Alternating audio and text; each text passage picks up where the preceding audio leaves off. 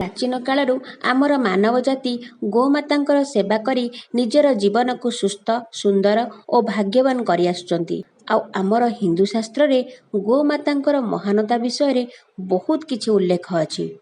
आजिर एई video रे आमे आलोचना करिबा गोमातांकर महात्म्य विषय रे आ घरे गाय रखिया द्वारा कौन कौन सब उपकार मिली थाए।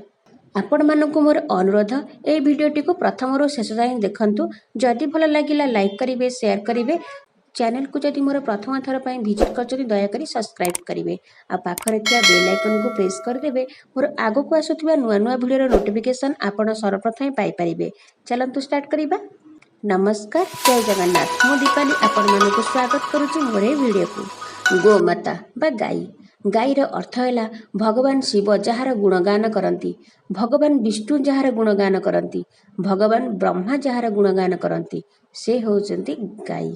भगवान को उपासना करिबा हेउ किंबा वेदशास्त्र अध्ययन करिबा, तीर्थस्थान परिभ्रमण करिबा, दान धर्म करिबा, ब्राह्मण भोजन देकी जो पुण्य अर्जन होइथाए, जणे साधारण मनीष घरे गोमातांकर सेवा करी घास कुटा खाइबाकू देई मध्य सेतिकी ही पुण्य अर्जन करि पारे। थरे देवराज इंद्र को भगवान विष्णु कहिथिले, हे देवराज, जो व्यक्ति अश्वत्थ वृक्ष और गाय को पूजा और सेवा करे, एहा द्वारा समग्र विश्व पूजा पाई थाए।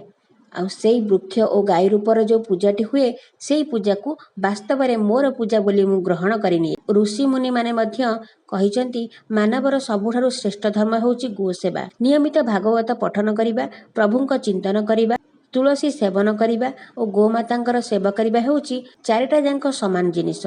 गोमाता हेउचंती चतुर्दश रत्न भितरु अन्यतम। गोमाता हेउचंती साक्षात अन्नपूर्णा देवी, सर्वदेवमयी, सर्ववेदमयी। गोमातांकर बिना कौनसी देवता मानकर पूजा मध्य करि हेब नाही। मनीष मानकर इष्ट देवतांक भितरु गोमाता मते हेउचंती जणे। निजर जन्मदात्री माँ ठारु मध्य गोमाता हेउचंती बड़। गोमातांक बिना धर्मर कौनसी कल्पना ही करा जाई पारे नाही। जेउ घरे गोमातांक सेवा खुशी मनरे करा जाए, सेई घर को देवता माने पुष्पवृष्टि कराई थांती।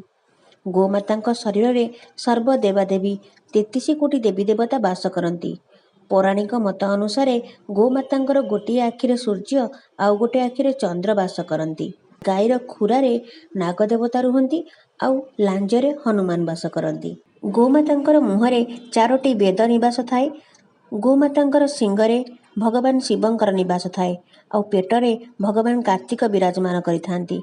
मस्तकरे ब्रह्मा, कपाଳରେ रुद्र, सिंगर अग्रभागरे इंद्र, कानरे अश्विनी कुमार, आखि दुईटी तो सूर्य और चंद्र, दांतरे गरुड़ विराजमान करिथांती, जीभरे सरस्वती माँ सरस्वती, लोम छिद्रे ऋषिगण, पृष्ठभागरे यमराज।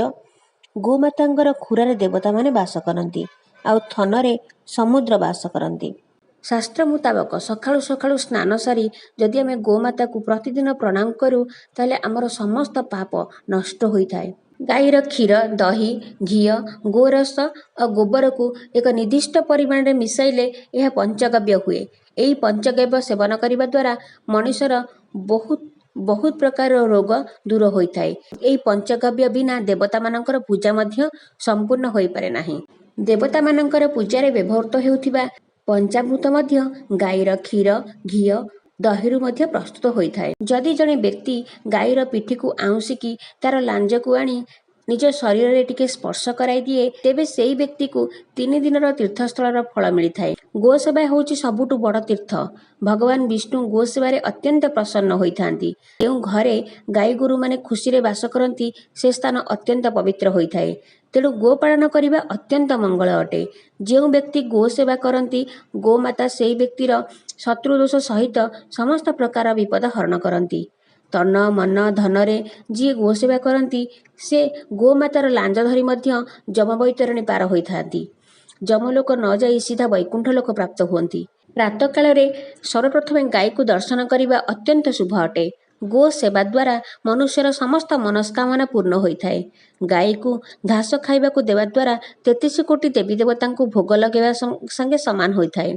सुख चाहूथिबा समस्त ज्ञानी व्यक्ति गोमाता को प्रणाम करने उचित। जो व्यक्ति गोपालन करने सहित ଅସୁସ୍ଥ ଗାଈ ଗୋରୁମାନଙ୍କର ସେବା କରନ୍ତି। ଗାଈ ଗୋରୁମାନଙ୍କର ଭଲ ଭାବରେ ଯତ୍ନ ନିଅନ୍ତି।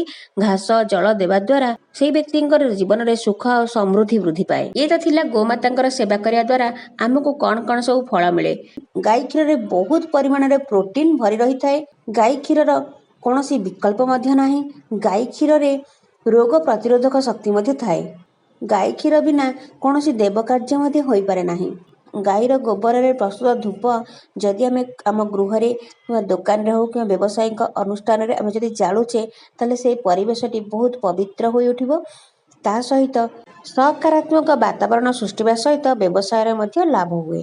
ଏବେ ଆମେ ଜାଣିବା ଗୋମାତାଙ୍କ ପ୍ରତି କ'ଣ କ'ଣ ସବୁ ଆମେ ଭୁଲ କରିବା ନାହିଁ। ଯେଉଁ ଭୁଲକୁ ଆମେ କରୁଛେ ତାହା କରିବା ଉଚିତ ନୁହେଁ। ଯେତେବେଳେ ଗାଈ ଗୋରୁଙ୍କର ଆଖିରୁ ଲୁହ ବାହାରେ, ଆପଣ ଜାଣିବେ ଯେ ଆପଣଙ୍କ ପରିବାର ପାଇଁ ଏଇଟା ଶୁଭ ନୁହେଁ।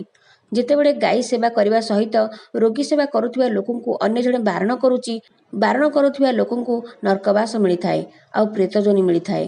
ଗାଈ ଗୋରୁଙ୍କୁ ବାଡ଼େଇବା ବା କଷ୍ଟ ଦେବା ଦ୍ୱାରା ମହାପାତକ ଦୋଷ ଲାଗିଥାଏ। ଯେଉଁ ବ୍ୟକ୍ତି କିଛି ଲୋକ ଅଛନ୍ତି ଦେଖିଥିବେ ଗାଈ ଗୋରୁମାନଙ୍କୁ ନିର୍ଧୁମ ମାଡ଼ ଦିଅନ୍ତି। ଏହାଦ୍ୱାରା ଗୋମାତାଙ୍କର ଅଭିଶାପ ପଡ଼େ, ଯାହାଦ୍ୱାରା କି ସେ ବହୁତ ଦୁଃଖ ଭୋଗ କରନ୍ତି ଆଉ ନର୍କରେ ମଧ୍ୟ ପଡ଼ନ୍ତି। ଇଏ ତ ଥିଲା ଗୋମାତାଙ୍କର ମହାତ୍ମ୍ୟ ବିଷୟରେ। ଆପଣମାନଙ୍କୁ ମୋର ଏହି ଭିଡ଼ିଓଟି କେମିତି ଲାଗିଲା ନିଶ୍ଚିତ କମେଣ୍ଟ ମାଧ୍ୟମରେ ଜଣାଇବେ। ଯଦି ଭଲ ଲାଗିଲା ଲାଇକ୍ କରିବେ, ସେୟାର କରିବେ। ଯଦି ମୋ ଚ୍ୟାନେଲକୁ ପ୍ରଥମ ଥର ପାଇଁ ଭିଜିଟ୍ କରୁଛନ୍ତି ଦୟାକରି ସବସ୍କ୍ରାଇବ୍ କରିବେ। ପାଖରେ ଥିବା ବେଲ୍ ଆଇକନକୁ ପ୍ରେସ୍ କରିଦେବେ। ମୋର ଆଗକୁ ଆସୁଥିବା ନୂଆ ନୂଆ ଭିଡ଼ିଓର ନୋଟିଫିକେସନ୍ ପାଇପାରିବେ। ମୁଁ ପୁଣି ଆସିବି ଆଉ ଗୋଟେ ନୂଆ ଭିଡ଼ିଓ ନେଇ। ରହୁଛି, ନମସ୍କାର, ଜୟ ଜଗନ୍ନାଥ।